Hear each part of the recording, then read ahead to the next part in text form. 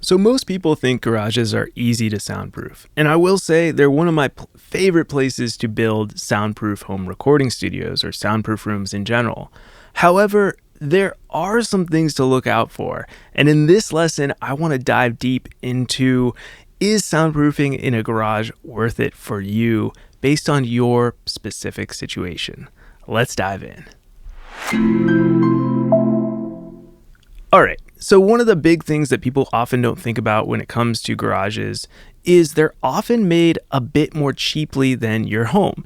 Like you probably have some thinner walls, maybe some thinner building materials in general. They're drafty. They might not have been sealed quite as well as your home. So there's a lot of things in a way that are working against you already from a sound isolation perspective. Remember, in sound isolation, we want mass and we want it to be airtight. So if you have walls with holes in it or drafty spaces, that's not good for air movement through into your studio, which brings in sound. And also thin walls obviously are not going to be good for stopping sound either. Another thing to look out for is obviously the garage door. The garage door is a challenge, and no matter what, you're going to have one in a garage. So you got to figure out, what are we going to do? So it's important to realize that with the garage door, it's going to have to become inoperable no matter what, unless you're building on the very back of the garage, which we did do with one of our clients. But if you're going to try to use the whole garage, we got to cut those rails out. We can keep the garage door from an aesthetic front point, but we cannot open and close it without building beyond where the rails go in your garage door opener system. Okay, so let's do a quick rundown of how a garage could work for you in a home recording studio situation. To do this, let's think about our 3 pillars of sound isolation. This is the foundation of everything. It'll help you understand everything I teach on this channel. First, we need that mass. So when it comes to our garage, we need to either beef up the exterior siding or we need to beef up the interior siding between the bays. This can be done, but we need to add mass to the existing walls. Then we need decoupling. To do this in a garage, we're going to have to either use genie clips, hat channels that are going to bring the drywall off our existing walls, or ideally what I like to do in a garage situation is build a new set of 2x4 walls all the way around the garage so that we can get that air gap and the STC 63 rating we get from a nice double wall system. We then add 2, 3, or even 4 layers of drywall depending on how intense we need the sound isolation on the inside of our garage studio. This includes the ceiling. But let's talk a minute about the ceiling of your garage, because this is where a lot of people get kind of thrown off. When you walk into a garage, you're going to notice that, oh man, wouldn't it be so cool if we opened it up all the way to the roof and created that cathedral-like ceiling like this? I've talked to so many clients who wanted to do this in their garage. The downside is that there are some construction limitations that have nothing to do with sound isolation, but purely physics when it comes to holding up the roof of your garage. So if you have a truss system, and trusses, for those of you who don't know, are going to look like pre-built structures with like a web of different pieces of wood going out in different directions, those are going to be trusses, and those are typical in many garage situations. If you have that, you're limited to the bottom part of the truss. You cannot remove the trusses without structurally redoing the garage, which is very expensive. It can be done, but it's expensive.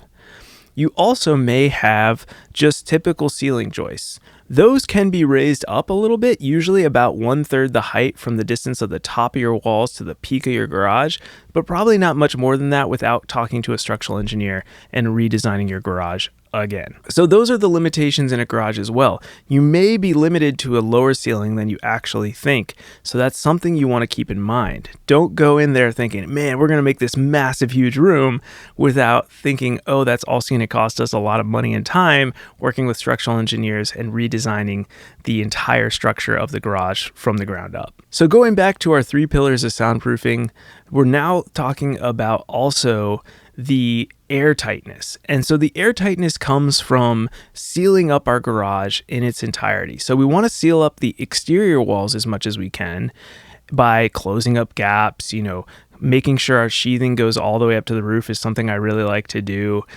Making sure that we use acoustic sealant if there's any large holes on the exterior. And then on the interior, I love, of course, using acoustic sealant to go around the interior perimeters of our walls and our ceilings.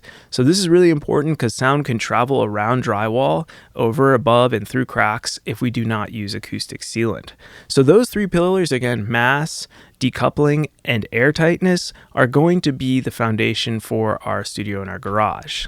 Now let's talk about the big question. Is it really worth it to design and build a soundproof studio in your garage?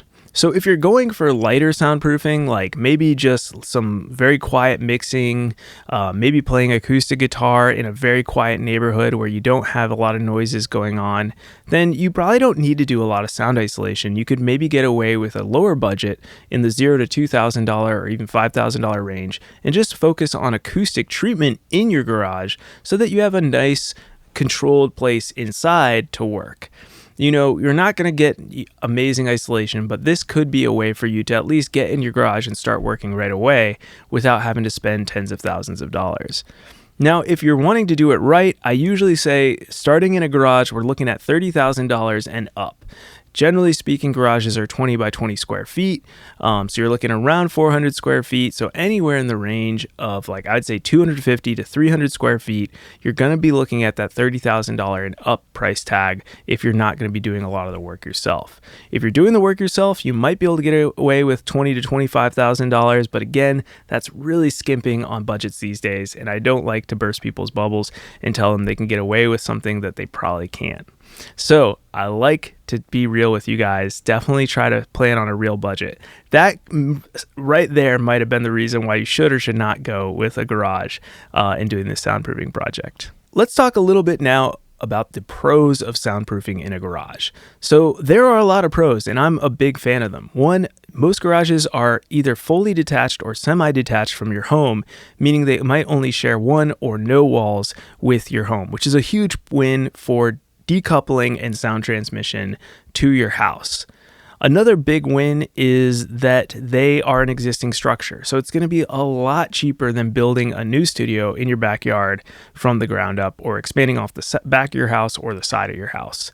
So that's a huge win as well. Another thing that's great about garages is they're kind of a blank slate. They usually are open enough to, have one or two cars in there, so you don't have a lot of partitions or walls already. I will say you want to look out for doors and windows. Those can increase the price dramatically by having lots of windows and doors. So if you have lots of windows and doors, that's another reason you might want to stay away from working in the garage. All right, let's take a quick look again at the cons of working in a garage. Again, one of the big ones is that door. You're probably going to have to seal it up permanently or remove it altogether. And that is going to be an added cost no matter what.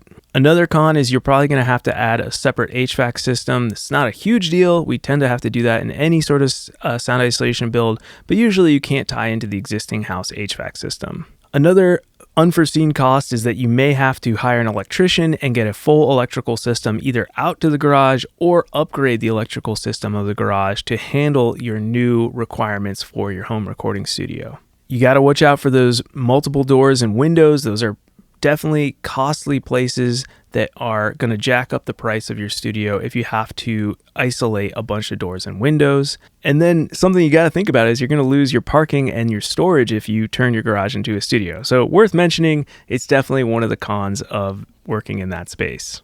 So when is it not worth it to soundproof in a garage?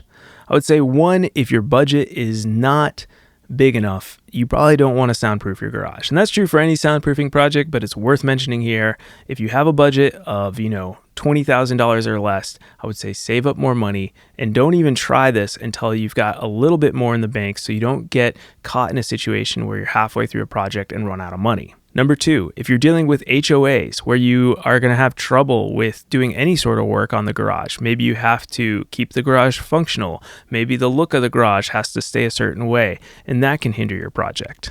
And if you cannot give up your garage at all for parking or storage reasons, it's probably not a good idea to build in your garage. That goes without saying. Now, when is it absolutely worth it to build in your garage?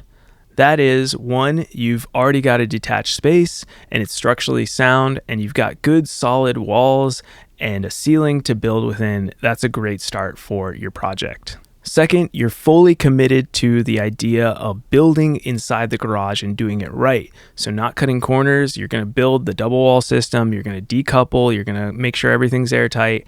All of that needs to be done for this project to run smoothly. It's a great option if you want a long-term creative space that will not disturb your family. It's usually off the house a bit. This makes it feel like you're detached from your home, which is another plus. You can actually go in, work in this space, and feel like you're away from the rest of your house. So here's what I recommend if you're going to dive into this garage project. Seal the garage door permanently, and ideally build a new wall in front of it, since the garage door is typically going to be far too light to have enough mass to stop sound. So imagine it as just like, we're not even using that garage door wall. Second, take a really hard look at your ceiling structure and make sure it can hold enough weight to add the added mass you're going to need on your ceiling. This could be talking to truss manufacturers. If you have a truss, they usually have a little phone number on the trusses themselves that you can call. Or it means talking to a structural engineer to make sure that your garage is structurally sound to actually hold up your home recording studio. Make sure you do proper decoupling with either genie clips and hat channel, or using the double framing technique with a double wall system. Also double check that your electrical system will be able to supply enough power to your studio setup. This may require talking to an electrician or a contractor. Address the HVAC situation early on. Don't leave this as an afterthought. I've talked to a lot of people that are like, have you thought about ventilation? Have you thought about HVAC? They're like, no, haven't, but I'm going to figure it out. Don't let that be you. You want to figure this out early on because HVAC incorporates into your system from the beginning stages. It's not something you can just add in later. Lastly, keep it simple. Follow the basics of mass, airtightness, and decoupling. Keep watching videos on this channel, and you will do a great job of soundproofing your garage. For those of you who have already done a lot of research and are feeling overwhelmed and are looking for that extra bit of help, I do have options, and I highly recommend you reach out to me directly through a Soundproof clarity call. This is a great way to talk to me for 30 minutes and see if we might be a good fit working together, or if I can at least give you some more clarity on your project in general. These are totally free. Don't worry about it. You can sign up right away on my website, and I love talking to you guys about your projects. To do that, just go to soundproofyourstudio.com/step1. If you're not quite ready to talk to me directly and you're still on this journey of learning about sound isolation, that's totally fine too. I got you covered with my soundproofing workshop.